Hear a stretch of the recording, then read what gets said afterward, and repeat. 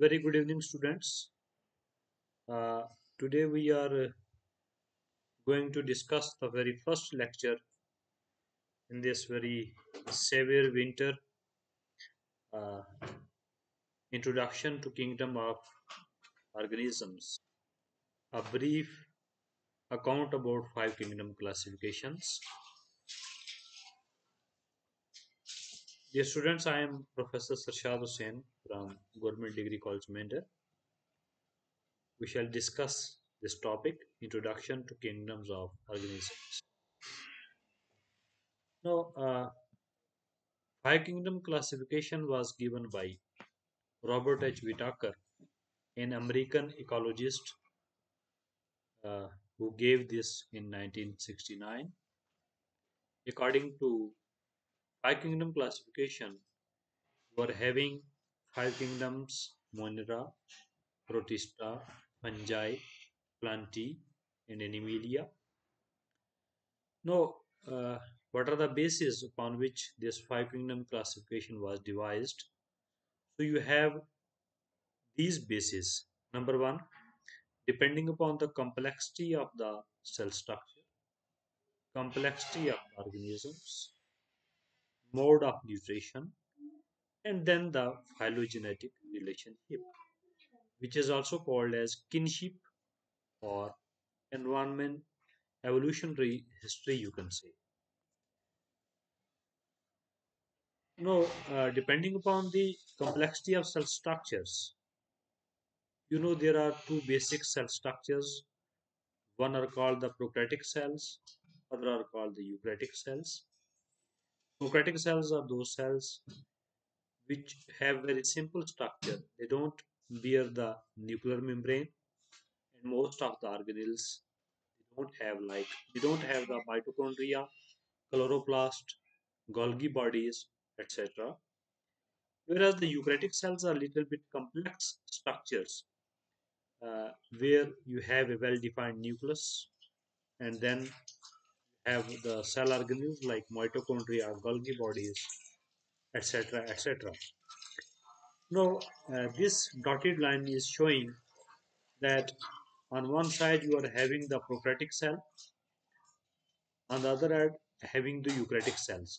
So only there is a one kingdom, the kingdom Monera, which is having the prokaryotic type of organisms. Above them, above this dotted line, these all four rest of the kingdoms, they are eukaryotic. So there is a one division based upon the complexity of the cell structure. Then among the eukaryotics, above this line, you can divide the animals depending upon the organisms, rather, depending upon the complexity of the organisms. Like they will be eukaryotic cells, but they may be unicellular. If they are unicellular, then it will be a kingdom Protista. And if they are multicellular, then they will be either Plantae, they may belong to fungi, they may belong to Animalia. Now, how these multicellular organisms were further separated into these three, it is based upon the mode of the nutrition. That the Plantae were having the autotrophy or the autotrophic type of nutrition, that is, they can make their own food. Then the heterotroph are having the two further divisions, kingdom fungi and kingdom animalia. Kingdom fungi are also heterotrophs, and animalia are also heterotrophs. So there are certain striking difference between fungi and animalia, because of which they are not put under the same group, because the animals are having some characteristic feature like locomotion, etc., whereas the fungi don't show such type of features. Then uh, the fourth criteria, which is the phylogenetic relationship or the kinship or the evolutionary history. Now, there a question may come to your mind, it must come to your mind, that why kingdom Monera is at base. Say, for example, why you are not putting kingdom Protista at base? So, this is the main reason: phylogenetic relationship. That means in the evolutionary history, Whosoever has come first, it is placed at the base. So evolutionary history is also explaining us the same, that the first were the Monera that comes on Earth, then the Protista, then after the Protista, simultaneously on one side you are having the Plantae, other side you are having the fungi, and the other side you are having the Animalia. So depending upon the evolutionary history, you are able to place these five kingdoms into a hierarchy: one Monera, second Protista, and then Plantae, fungi, and Animalia. Now let us see first of all the kingdom Monera.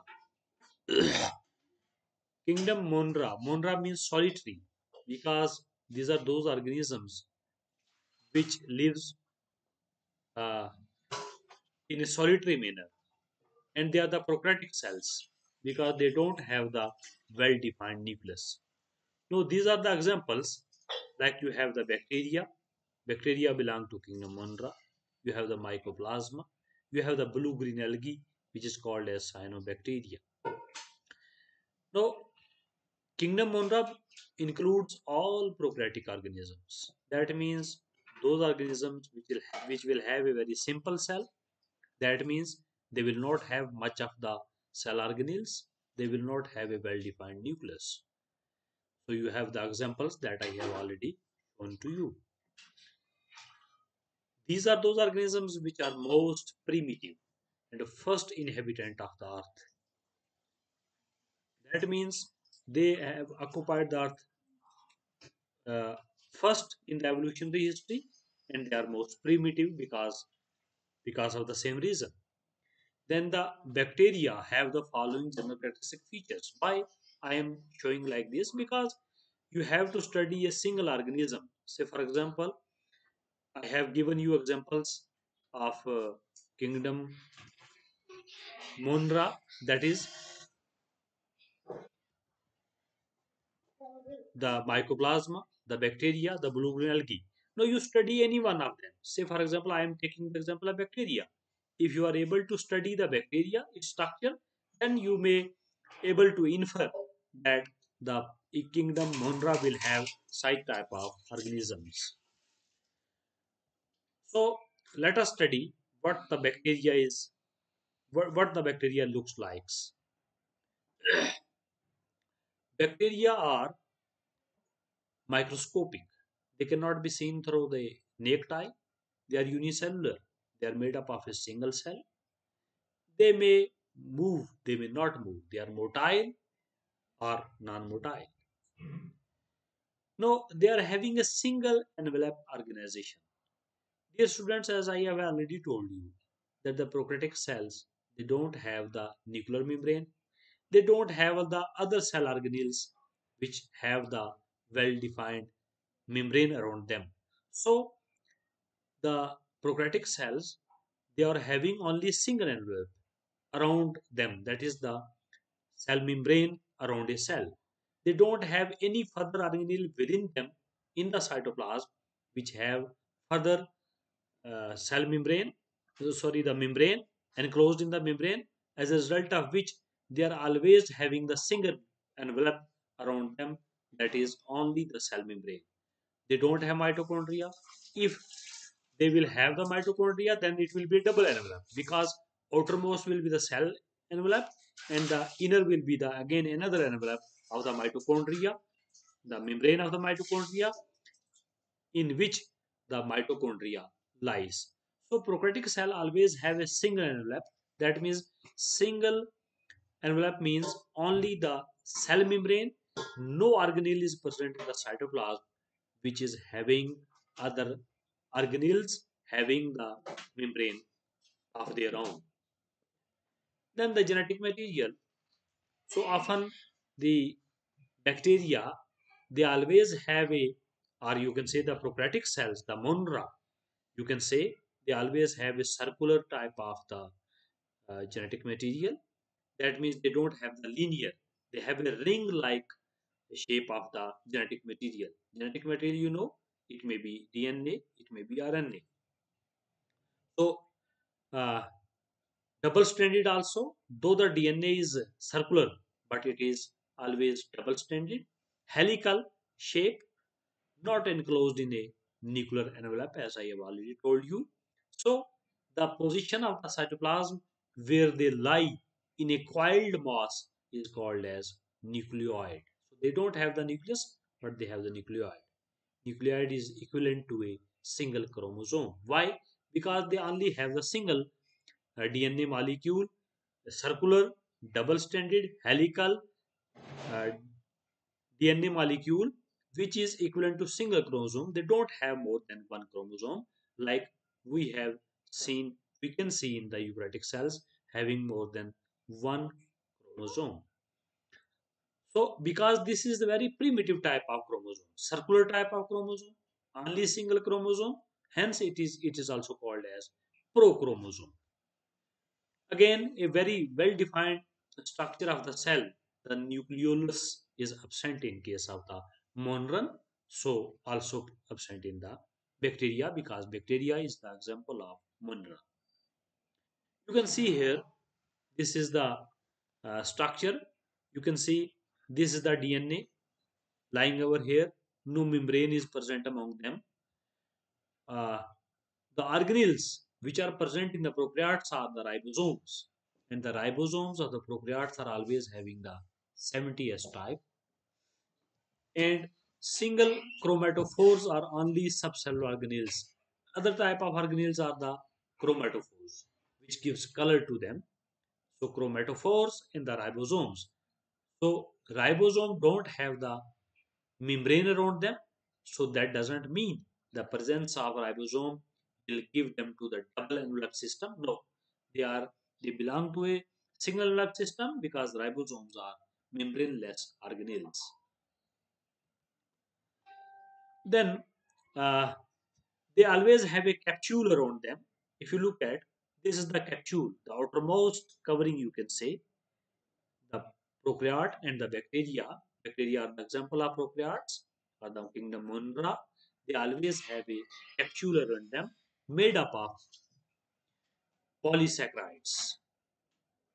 Okay, uh, a polysaccharide that is responsible for causing disease and also protect the bacteria from being engulfed by the eukaryotic cell. So this polysaccharide is basically responsible when a bacteria attack another animal or any other organism, any other plant. So this polysaccharide basically is responsible for causing disease, and uh, this capsule make them protect them from being engulfed, from being taken by the eukaryotic cell, from being eaten by the eukaryotic cells. Then they have the cell wall below it. The yellow one that I have shown over here is the cell wall. Cell wall is made up of peptidoglycan.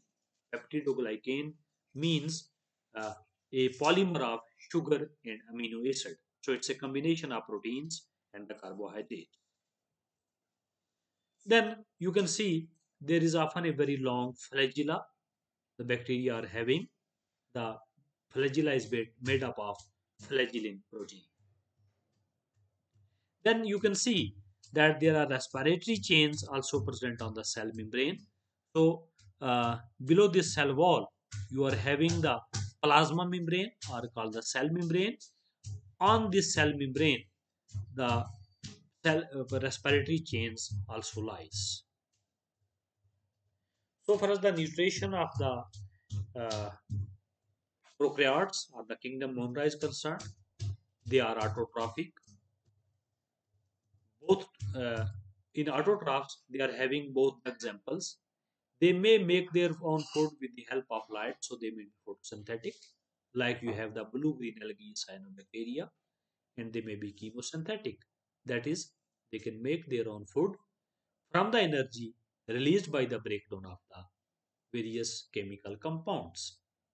They may be saprotrophs, that is thriving on dead and decaying organic matter, involving extracellular digestion. They don't digest anything within their cells. If they are saprotrophs, they are digesting everything outside and then they are absorbing. So this is the saprotrophic type of nutrition. They may be parasitic or symbiotic. Parasitic You can well understand a parasite that thrives on other organisms and on which they are thriving, the organism may get harmed, so they are parasitic, or sometimes they may be symbiotic. Symbiotic, you can see an example, like you might have seen that in the leguminous plants, in the roots of the leguminous plants, the nodules of the leguminous plants have the atmospheric, have the bacteria which fix the atmospheric nitrogen. So those bacteria are example of the symbiotic type of, because they are taking the their energy from the leguminous plants, and in turn they are giving nitrogen to the leguminous plants, so they are living in a symbiotic type of relationship. A very important thing is that this this fixation of the atmospheric nitrogen is not known uh, anywhere outside this bacteria. Only the bacteria are responsible for fixation of atmospheric nitrogen. So a very important phenomenon is present over here, which is pertaining to bacteria and the prokaryotes, you can say. Then there are holotrophic nutrition is also there. That is, they may consume organism as a whole, small microorganism. This holotrophic nutrition is totally absent. Why absent? Because they have the cell wall. Cell wall is rigid enough. It will not allow them to engulf anything, to take anything as a whole. That is why in the saprotroph, you have seen that they take everything after digesting outside their body, and they just absorb the pre-digested material. They don't take anything as a whole, because cell wall is a rigid thing which obstruct the way to take anything inside the cell.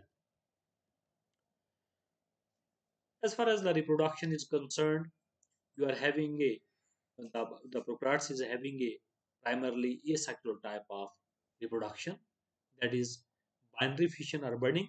Binary fission you can see in the cell, as the cell is looking to divide into two. So if a cell will divide into two, it is called as binary fission. Just by uh, cleaving or the deepening of the furrow in the middle, two nucleus will be separated apart and the cell will get divided into two. This is the binary type of fission.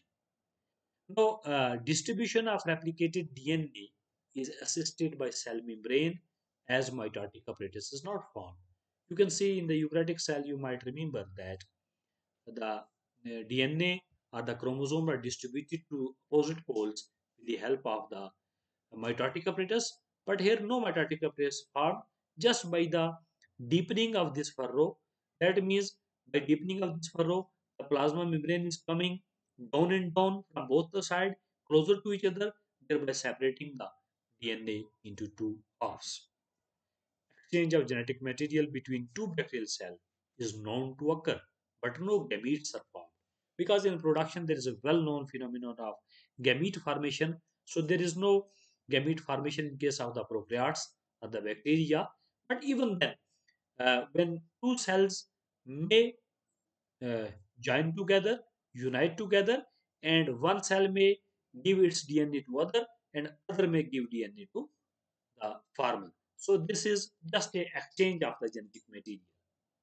Sterol, the precursor molecule of sex hormone, have been reported from the bacteria. Monera are very successful organisms occurring in all the environment, including sulfur springs. You can see that how harsh condition they are thriving. Sulfur springs, snow, petroleum paints, oil spills, they may be present in all these environments. So that is why they are called as most successful, because in such condition like sulfur spring, like snow, petroleum paints, no other organisms live over there. Some still live under extreme conditions such as lack of oxygen, high salt concentration, acidic pH, high temperature up to 90 degrees Celsius. You can see. So this is the very important characteristic feature, that they are thriving, they are living where no other organisms normally live. They are called Archaebacteria. So those organisms which are the bacteria which are living under such a harsh condition, they are called as Archaebacteria, perhaps present early form of life.